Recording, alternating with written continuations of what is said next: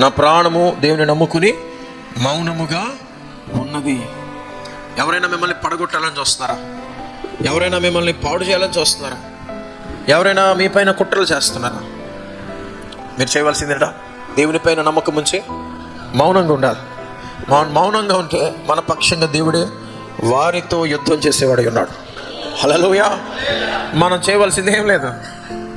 మనం వాళ్ళతో యుద్ధం చేయక్కర్లా, మనం వాళ్ళ మీద కుట్ర చేయక్కర్లా, ఏం చేయక్కర్లా. మన మౌనమే చాలు. వారితో దేవుడే మన పక్షంగా నిలిచి యుద్ధం చేస్తాడు. దావీదు జీవితంలో అదే జరిగింది. దావీదు మౌనముగా ఉండి దేవుని పైన నమ్మకం ఉంచాడు. రెండు రకాలైన మనుషులు, ఒకళ్ళేమో పడగొట్టేవాళ్ళు, పడగొట్టడానికి ప్రయత్నం చేసేవాళ్ళు, ఇంకొకళ్ళేమో పడకుండా దేవుని యందు నమ్మకంతో నిలబడేవాళ్ళు. ఇక్కడ రెండో రకమైన ప్రజలుగా మనం ఉండాలి. మొదటి రకంగా ఉండకూడదు. ఎవరిని కూడా పడగొట్టాలని ఆలోచన మనలో రానివద్దు.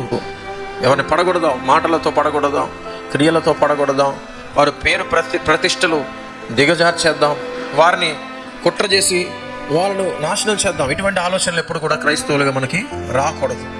అటువంటి ఆలోచనలు సాతాను యొక్క ఆలోచన. ఆ క్రియలన్నీ కూడా సాతాను క్రియలు. ఎప్పుడైతే మనం అలాంటి చేద్దాం అనుకున్నామో సాతాను మనకి ఇక దేవుడిగా మారిపోతాడు. ఇక వాడు చెప్పినట్లుగా మనం నడుచుకోవడం మొదలు పెడతాం. ఏదైనా తోటలో ఆదాము అవ్వను దేవుడు తినవద్దన్న పండు వాళ్ళు తిన్నారు. అలాగే ఈరోజు చేయవద్దన్న పని మనం చేసామనుకో, వేరే వాళ్ళని పడగొట్టడానికి మనం ప్రయత్నం చేస్తే ఇక సాతాను మన దేవుడైపోతాడు. మనకు దేవుని సన్నిధి దూరం అయిపోతుంది, దేవుని సహవాసం మనకు దూరం అయిపోతుంది, దేవుని స్వరం మనకు దూరం అయిపోతుంది. అయ్యో నేను దేవునికి దూరం అయిపోయానని బాధపడాల్సి వస్తూ ఉంటుంది.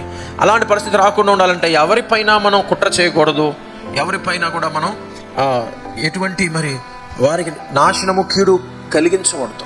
కీడుకు ప్రతి కీడు చేయవద్దని లేఖనం తెలియజేస్తాను. మీరు మేలు చేయగోరు వారికి, మేలు చేసిన వారికి మేలు చేసిన వాళ్ళ మీరు గొప్ప చేసింది ఏముంది? మీకు కీడు చేసిన వారి కొరకు కూడా మీరు మేలు చేస్తే అది నిజమైన దైవత్వం అని ప్రభువైన యేసుక్రీస్తు చెప్పారు. కాబట్టి మనకి ఎవరైనా కీడు చేస్తే వారికి మనం కీడు చేయొద్దు. ఒకటి మౌనంగా ఉండాలి, రెండోది వాళ్ళకి మేలు చేయడానికి కోసమైనా ప్రయత్నం చేయాలి. అన్నిసార్లు మేలు చేయడానికి వీలు పడదు. కాబట్టి మౌనంగా ఉంటే చాలు.